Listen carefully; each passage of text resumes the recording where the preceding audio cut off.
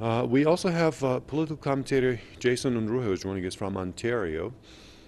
Jason, as we are speaking, we are receiving these live images from different cities in Yemen, and there are masses of people out there protesting against a number of Arab states, what they call attempting to normalize their relations with Israel. And they are in Sada and Hudaydah and Taiz and Hajjah, and they're chanting slogan against Israel, and they're slamming those Arab leaders as traitors. Let's have your take on what's happening.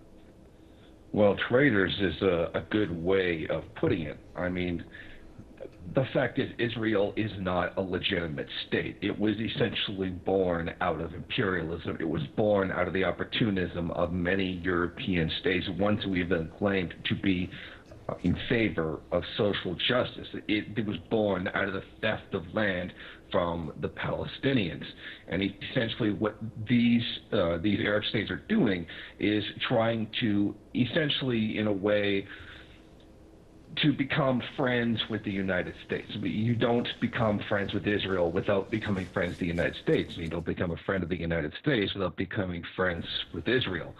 Unfortunately, this is going to come at the great cost of the dignity, the self-respect, and the lives of countless Palestinians as a result of this. And if anybody has any, human decency whatsoever, then they would be wholly and completely opposed to this situation. I think that this is really opportunism on a part of those states to try to ally themselves with the United States, thinking that it's going to be of benefit to them. If you accept Israel, then you're essentially becoming an ally of the United States. But I mean, that has historically been a very big mistake. I mean, Iraq was at one time a very large, probably Saddam Hussein was one time an ally of the United States. He shook hands with Donald Rumsfeld. He was great friends with the Americans. And where did he find himself in the end? He found himself on the business end of a noose.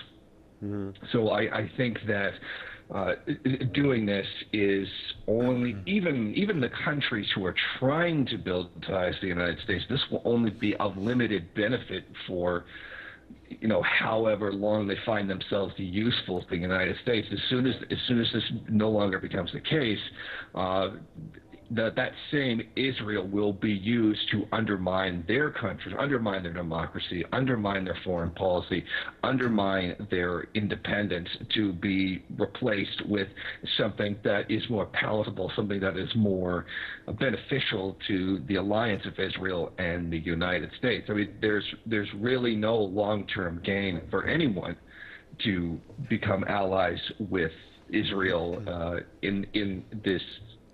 in the way that the current geopolitical structure is set up. It's a game that they will eventually end up losing. That's right. And Jason, the funny thing is that why shouldn't Arabs, when they're talking in the Arab League, they're always talking about Arab unity, forming Arab version of NATO, and all that, but still, instead of standing together and standing by Palestinians, they're also Arabs. They're thinking of other ways, some Arab states. I mean, that's hard to understand. Well, I think that their desire for their brotherhood or Islamic brotherhood is lip service. It's not something that's real. It's a political. It's a political statement that's used to make them sound a particular way. The same way when a politician says how who's funded by billionaires and tells people that they care about the working class people. It's just simply not true. They are there for themselves. How often has Saudi Arabia said that they're for the Islamic Brotherhood, or they're there for to gather with other Arabs, yet they fund Daesh, yet they form close ties with Israel that is essentially out to destroy basically entire Arab populations for their own, self-deluded superiority. I mean, let's face it; these states are really not out for any kind of, Islamic Brotherhood. They're not out there for the essence and the spirit of Islam itself. I mean, I'm no Islamic scholar, but it's pretty clear to me that this is about making as much money as possible, and this is far more important to those states than it is any kind of Arab or Islamic Brotherhood. That seems pretty apparent to me at this point. And this is possibly about making as much money as possible rather than any kind of core principles that you'd get out of Islam or any kind of solidarity with any kind of oppressed peoples across the Middle East. So it's very clear to me that this is a great hypocrisy on their part, and it's nothing more than a political veneer that they give for justifying allying with the U.S. and Israeli empire. And Jason, as you know, just recently there was this U.S.-sponsored forum conference that was held in Poland. And in the first place, it was supposed to be anti-Iran, and also in the course of that event, the Israeli Prime Minister Netanyahu also met with a number of Arab leaders. So what is the U.S. trying to achieve, of course, many analysts call this a failure, well, no doubt about it, but what is it that the U.S. is trying to achieve through holding those conferences? I think definitely this was an overall failure. It did not really achieve what the United States wanted. I think it's a question of looking at what it is that the United States really wanted. The whole presidency of Trump, his whole campaign that he was going to be against foreign intervention. He repeatedly bashed NATO as he's off to say the worst deal ever, where he feels somehow the other states inside of NATO aren't carrying their load. They're not paying their amount, which they were, and it's laughable given the fact that the entire NATO. The whole purpose for the existence of NATO at this point, not the original intention, is to essentially enforce U.S. power, U.S. interests across the world. And he had spent so much time bashing NATO, saying that he wasn't going to be a part of these interventions. He wasn't going to be a part of meddling in other people's business.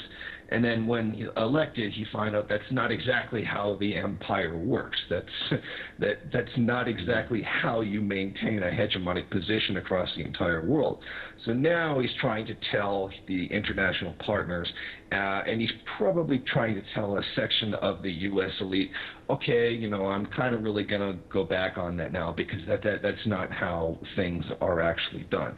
So we're going to hold this conference. We're gonna shake hands. We're going to smile with the with the other NATO countries, let them know, okay, we're here. We're not really going to start charging you more to be a part of an organization that you may not even want to be a part of to begin with, or at least the majority of the populations in those particular countries don't want to be a part of, and let them know that everything's okay. They're not going to abandon, the military alliances that exist that essentially hold the U.S. empire together, assemble to many of the oil companies around the world. Okay, don't worry, we're not going to pull out of these areas and leave it so that you can't just walk in and have these kinds of that you can't just will be able to get a hold of their resources in the future. Telling possibly many of the mining companies as well that a lot of the potential for wealth inside of Afghanistan that's still yet to be exploited. Don't worry, we're going to try to hold things together so you can still make your money there. I think it's Trump trying to shore up shore up the way that the status quo, the way things are, and to downplay essentially a lot of the rhetoric that he gave during the campaign. It seems very much not so much that he was a liar, but that he didn't understand actually how the U.S. empire worked. Mm-hmm. And okay, you told us about what the U.S. Was trying to achieve, and what about no? Recently he has been traveling around and he's met with a number of Arab leaders and is trying to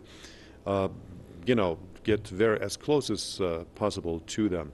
What's on his mind? Is it going to divide Arab states or what? Well, Yeah, there's going to be a great division. But I think the main point is try to gain some kind of legitimacy. Israel needs, above anything else, is to be recognized as a legitimate state when it most certainly is not. And that's the point. The greater your relations with other countries are, the more the more legitimate that you seem in the eyes of many people, regardless of the amount of horrors that you actually carry out against the people that you stole the land from. Now, when you have these alliances with many of these Arab states, they see a way to get ties to Israel and to the United States to get some kind of benefit that will essentially undermine themselves in the end. But the goal of Israel is to extend as much of its influence over these countries as possible. Say they end up making a deal for, whatever commodity produced inside of Israel, and then later on there's something that's not quite to the Israeli benefit, and they're going to try to withhold it from them because they've always got the United States backing them up. It's going to be a manipulation, and then this, of course, is going to be a cause of of a great divide inside the Arab and the Muslim world. How is the Palestinians going to be treated? I mean, it is unjust the way that the Palestinians are treated, and there's nobody with any semblance of any concept of human dignity whatsoever that would deny that what being done to the Palestinians is nothing short of a crime against humanity. Those who are against this, who have some semblance of justice, are not going to legitimize Israel, and yet there are those on the other side that are essentially just going to think about their own power at home and create these ties with Israel in order to forward that personal agenda, much to the expense. All right, and Jason, then there's this basic question, and to the fact that whether Palestinian people can actually, is it logical for them to pin their hopes on the backing of their fellow brothers, Arab states, regarding their conflict with Israelis? I would say probably is not looking very good at this time. There's still going to be some who are going to stand with them. For example, Syria is still going to stand with them. But as it looks right now, the majority are really more interested in increasing their own wealth and increasing their own influence in the region to their own benefit at the expense of the Palestinians. And it seems that the geopolitics of many of the Arab states is about self-enrichment and not about doing the right thing, and that things are really not looking very good for the Palestinians right now. They're far short of the number of allies they really should have inside of the region, and it doesn't make me very optimistic for the future. Mm-hmm. All right. Great. Thank you for your comments, Jason. Unruhe, political commentator, joined us from Ontario, Niagara Falls.